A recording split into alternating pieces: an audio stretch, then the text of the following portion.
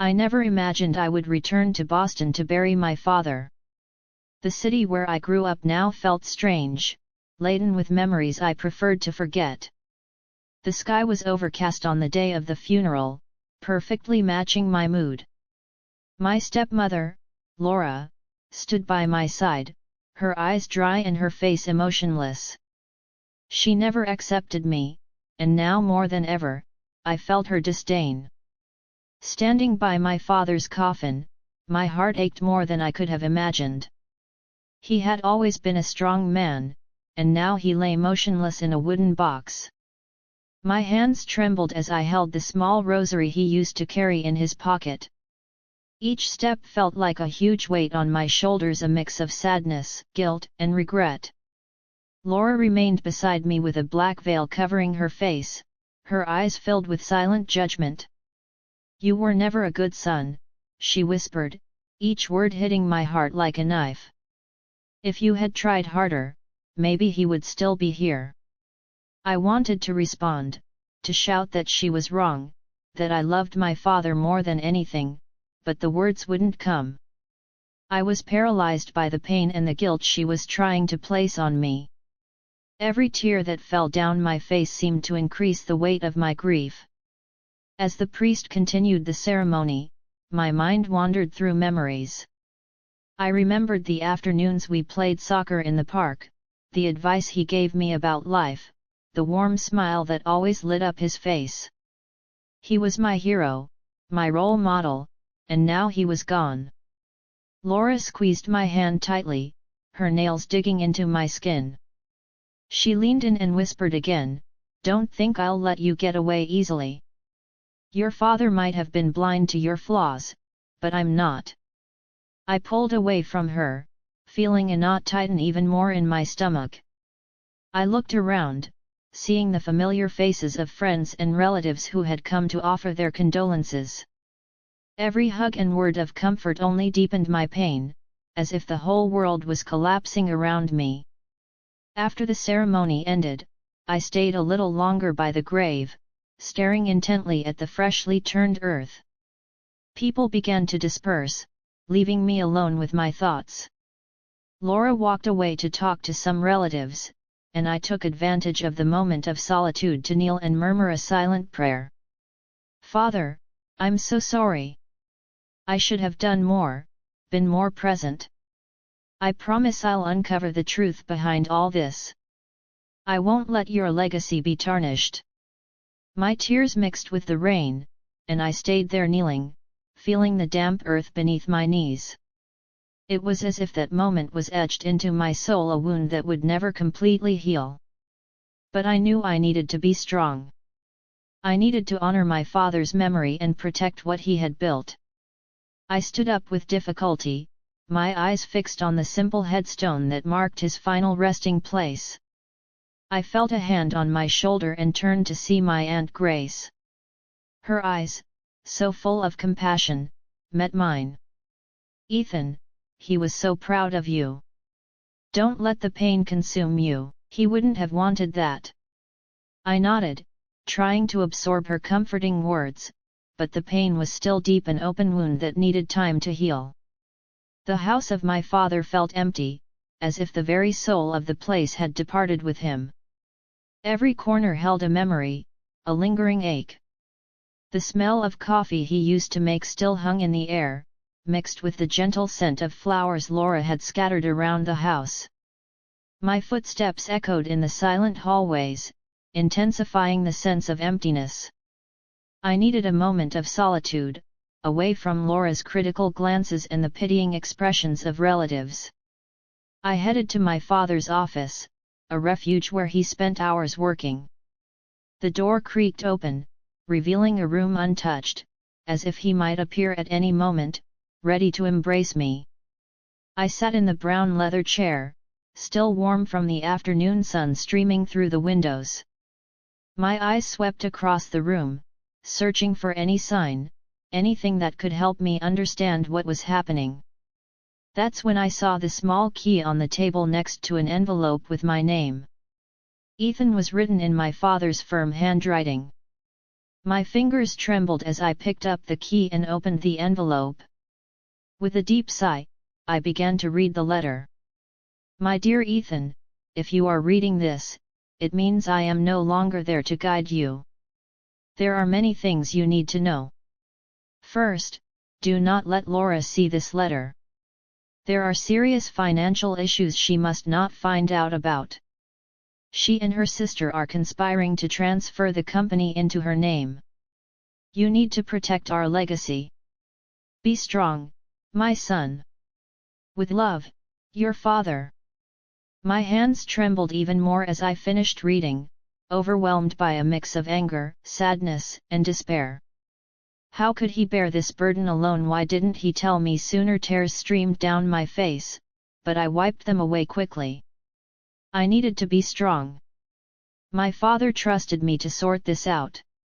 I heard footsteps in the hallway and quickly tucked the letter into my pocket.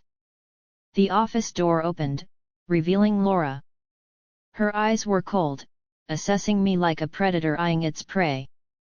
"What are you doing here, Ethan?" she asked.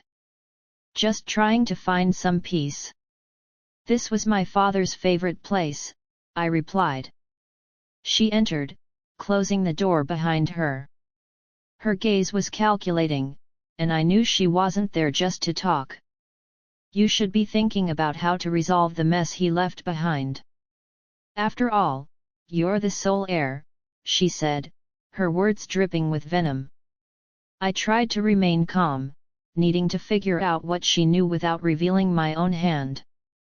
"I am aware of the financial problems. I'm doing my best to understand everything," I said. Laura smiled a cold, lifeless smile. "I hope so. Our future depends on it. And remember, Ethan, don't do anything that could harm us. After all, we're family." Her words echoed in my mind as she left the office. I knew I was being watched, that every move I made would be scrutinized. I needed to be cautious. I spent the afternoon rifling through the office files, trying to find any clue about the conspiracy. Financial documents, contracts, everything seemed in order, but I knew appearances could be deceiving. That's when I found a safe hidden behind one of the bookshelves. The key my father left fit perfectly. I opened the safe with trembling hands and found more letters, documents, and a USB drive. What did he want me to see? I asked myself as I connected the USB drive to the computer. Text files, spreadsheets, and a video appeared on the screen. I clicked on the video, and the image of my father appeared older and more tired than I remembered. "Ethan, if you're seeing this, something has gone very wrong. Laura and her sister are trying to take over the company. They're involved in something much bigger. You need to uncover the truth and protect what's ours." His voice broke at the end, and I felt my heart squeeze. I needed to be strong for him, for myself, for everything he had built. The evidence was there, but I still needed more to confront Laura. I carefully put everything back into the safe and closed it. Night had fallen by the time I left the office. I knew the path ahead would be difficult, but I was determined. I needed to uncover the whole truth and protect my father's legacy, no matter the cost. When I got home, the fatigue felt heavier than ever. Maria was in the living room, flipping through a fashion magazine. Her eyes briefly glanced at me before returning to the glossy pages. A chill ran down my spine as I sensed the indifference in her gaze. There was a growing distance between us, something I didn't know how to mend. She stood up, as elegant as ever, but her face showed a look of discontentment. "Ethan, we need to talk," she said. I nodded, feeling a knot form in my stomach. I followed her to the kitchen, where she poured herself a glass of wine before speaking. "I can't live like this anymore," her tone was cold, almost robotic. "I'm tired of living in uncertainty, without the luxuries I deserve. I need my beauty salons, dinners at nice restaurants. You're not providing that. Maria, things are tough right now. I just lost my father and... She cut me off, her gaze turning even colder. That doesn't change the fact that you're not sustaining the lifestyle I want. Maybe it's better for us to go separate ways. Her words hit me harder than anything I'd ever felt. It was like the ground was giving way beneath my feet. I was losing everything and everyone important to me. Maria, please, give me some time. I'm trying to figure everything out. I love you. I don't want to lose you too, I pleaded. She shook her head impatiently. Love doesn't pay the bills, Ethan. I deserve more than this. You promised me a life of comfort, and now you're not delivering. Maybe it's better for both of us to move on. My heart shattered. I was exhausted, emotionally destroyed. I wanted to scream, to cry, but the words just wouldn't come. I looked at her, hoping to see some compassion, but all I saw was cold determination. So that's it, Maria, you're leaving me for money? I asked. She didn't reply, just took a sip of wine and left the kitchen, leaving me alone with my pain. I sat at the table, holding my head in my hands, trying to understand how everything had come to this. The night was a torment of thoughts and emotions. Maria's words echoed in my mind, mixing with memories of my father and the revelations from the letter. I was at rock bottom, unsure how to climb out. In the following days, my health began to deteriorate. I couldn't sleep, eat, or think straight. The pressure of solving financial problems, dealing with Laura's and her sister's conspiracy, and now the possible separation from Maria, it all felt like it was crushing my spirit. It was during a lonely walk through the city, trying to escape the chaos in my mind, that I found Father Michael in a small neighborhood church. He had always been a kind man, and seeing my state, his face filled with concern. Ethan, are you all right? No, Father, I'm not. Everything is falling apart. My father passed away, my wife wants to leave me, and I'm involved in a plot I can't fully understand, I poured out. He put his hand on my shoulder, his eyes full of compassion. Come inside, let's talk. I followed him into the church, where the quiet and peace of the place enveloped me like a cloak. We sat down on a pew, and he listened patiently as I poured out all my worries and fears. Father, I don't know what to do. I'm lost. My father left a letter revealing a conspiracy. My wife is more interested in money than me, and I feel like I'm on the verge of collapse. He nodded, absorbing every word. Ethan, life can be relentless sometimes, but you're not alone. God is with you, and you have strength within you that you may not have discovered yet. We need to find the truth and bring justice. But first, you need to take care of yourself. His words were a balm to my wounded soul. I felt a glimmer of hope, something I hadn't felt in days. With Father Michael's help, I began to formulate a plan. I needed concrete evidence to confront Laura and her sister, and most importantly, I needed to find a way to reclaim my life and my dignity.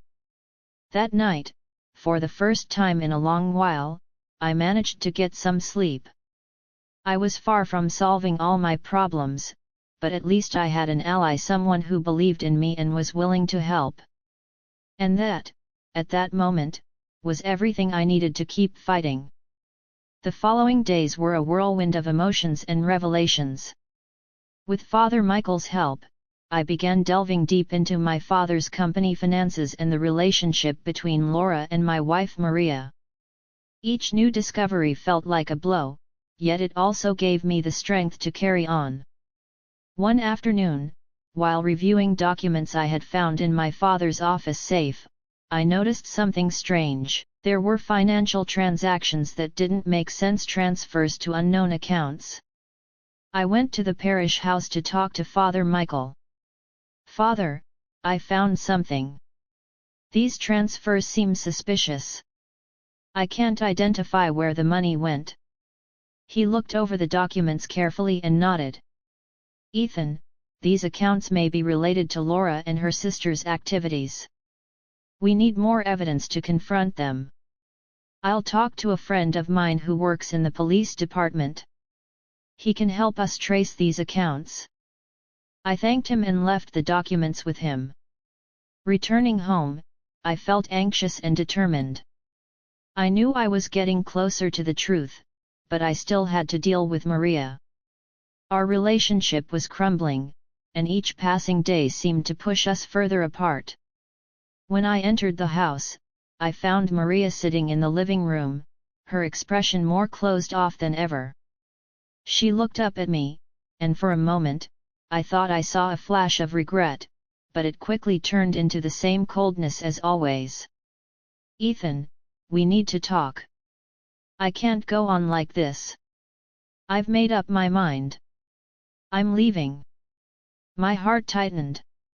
Even with everything going on, a part of me still wanted to believe we could fix things. "Maria, please don't do this. I know things are tough right now, but I'm working on sorting everything out. I just need a little more time." She shook her head impatiently. "Time won't change anything, Ethan. You're obsessed with protecting your father's legacy, but what about us? What about our life? I can't wait forever." Her indifference was a blow, but I knew I needed to stay calm. I needed to uncover the truth and protect my father's legacy, no matter the cost. That night, I slept little, my mind restless with worries and plans for the future. I knew I was walking a tightrope, but I had to keep going. The next day, I met with Father Michael. He was talking to a stern-looking man whom he introduced as Detective Carter. "Ethan, this is Detective Carter. He's going to help us investigate the suspicious accounts." I greeted the detective, feeling a thread of hope. We explained the situation to him, and he promised to start the investigation immediately. I left the church with a slightly lighter weight on my shoulders. Days passed in a mix of anxiety and waiting. Every time the phone rang, my heart raced, hoping for news from Detective Carter. Finally, he called. "Ethan, I have news. The accounts where the money was transferred are linked to Laura and her sister. They're using your father's company for money laundering." I felt a mix of relief and anger. I finally had the evidence I needed. I thanked the detective and went straight to Father Michael's house. "Father, we did it. We have the evidence. Laura and her sister are involved in money laundering." He smiled a triumphant smile. "That's great, Ethan. Now we can confront them and take all of this to the police." I knew the confrontation would be tough, but I was prepared. I needed to seek justice for my father, for myself, for everything we had lost. That night, I gathered my courage and called Laura for a talk. She came with that cold, calculating look as always. "What do you want, Ethan?" "I know what you're doing, Laura. I have proof that you and your sister are using my father's company for money laundering." She paled but quickly regained her composure. "You're bluffing. You have nothing against me." "I'm not bluffing, Laura. And I'm taking all of this to the police. Your game is over." She was silent for a moment, her face a mask of restrained fury. I knew I had won, but I also knew the battle wasn't entirely over. The next day, I went to the police station with Father Michael and Detective Carter. We handed over all the evidence, and a formal case was initiated against Laura and her sister. My fight wasn't over yet, but at least now I felt I was on the right path. I needed to keep going for my father's memory and for the future I wanted to rebuild. The silence in the police station was almost palpable, broken only by the distant sound of ringing phones and murmurs of officers conversing. Detective Carter led me to an interrogation room where I would wait while he spoke with his superiors about the evidence we had handed over. Father Michael stood by my side, a calm and comforting presence amidst the chaos my life had become. "Ethan, you're doing the right thing. Justice needs to be served for your father and for yourself," Father Michael said. I nodded, feeling a heavy weight on my shoulders. I thanked him for his constant presence and unwavering support. His words were a beacon in the darkness, but the battle was far from over. Shortly after, Carter returned with a determined look on his face. "Ethan, your stepmother and her sister are being called in for questioning. We have enough evidence to keep them in custody while we investigate further." I felt a mix of relief and apprehension. The first part of the plan was underway, but there were still many loose ends, especially regarding Maria. I needed to talk to her to try to understand her involvement in all of this. When I got home, I found Maria in the living room looking more nervous than ever. She looked at me with wide eyes as if she already knew something was happening. "Ethan, what's going on? I saw police talking to Laura. What have you done?" A knot formed in my stomach. I needed to be honest with her, even if it meant more pain. "Maria, I found out that Laura and her sister are involved in money laundering using my father's company. I gave the evidence to the police. They're being interrogated now." She went pale, and her look of fear turned into something darker. A shiver ran down my spine as I sensed the indifference in her gaze. "Ethan, you shouldn't have gotten involved in this. You don't understand what's at stake." "What's at stake, Maria? Did you know about this? Were you involved?" I asked, my voice trembling. She looked away, biting her lower lip. The silence between us was deafening. "Maria, please tell me the truth. I need to know." She sighed, tears streaming down her face. "Yes, Ethan, I knew. Laura told me about the plan.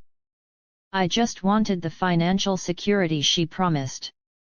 I didn't know it would come to this." My heart broke hearing her words. I felt a mix of anger and sadness, a deep pain that threatened to consume me. "How could you, Maria? I loved you. I trusted you." She fell to her knees, sobbing. "I'm so sorry, Ethan. I was desperate. Please forgive me." The pain was almost unbearable, but I knew I needed to stay calm. There was more at stake than just our relationship. "Maria, you need to go to the police station and tell them everything you know. They need your cooperation to resolve this." She nodded, still crying. I knew it would be difficult, but she needed to do the right thing. At the station, Maria confessed everything she knew. The pieces began to fit together, revealing a web of lies and betrayals deeper than I had ever imagined. Laura and her sister were officially arrested, and Maria was placed under protective custody while investigations continued. In the following days, the news spread quickly. The local media covered the scandal, and I felt the pressure of public opinion. But inside, I was exhausted, emotionally and physically. What remained of my family was shattered, and my life felt like a battleground.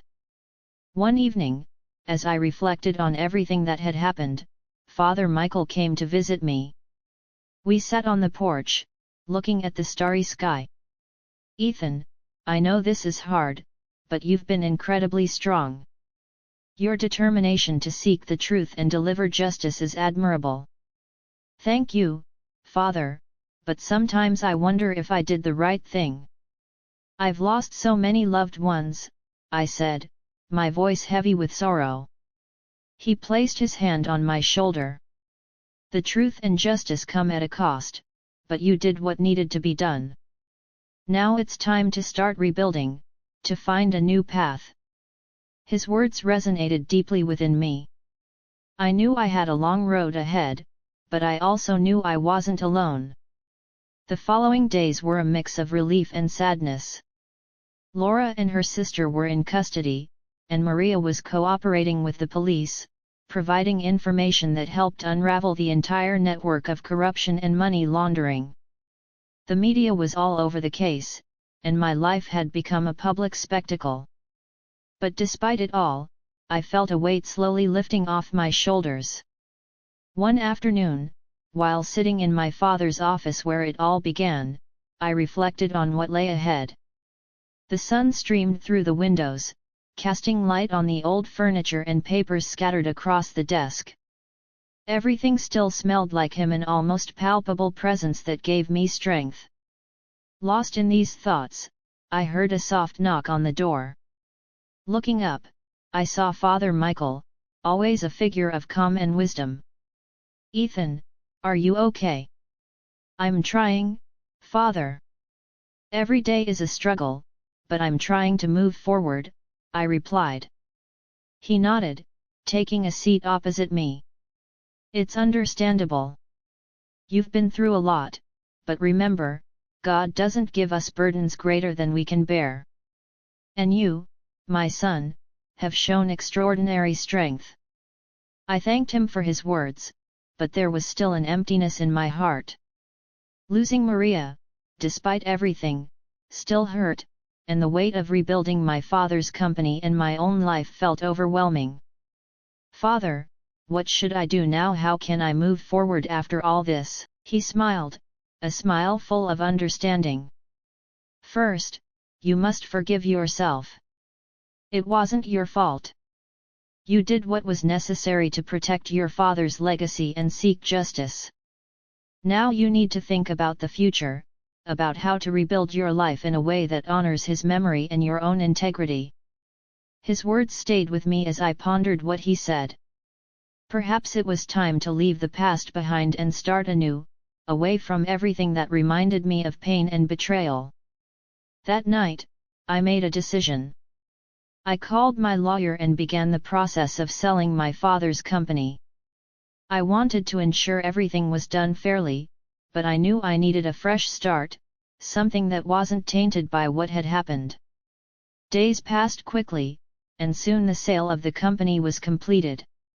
I felt a mixture of sadness and relief as I signed the final papers. It was the end of an era, but also the beginning of another. With the money from the sale, I decided to move to a small town in the countryside. I wanted a quiet place where I could start over, away from the turmoil and painful memories. Father Michael helped me find a modest house surrounded by fields and mountains, a place where I could find peace and perhaps, eventually, happiness. On my last day in Boston, I went to the cemetery to visit my father's grave. The sun was setting, painting the sky orange and pink.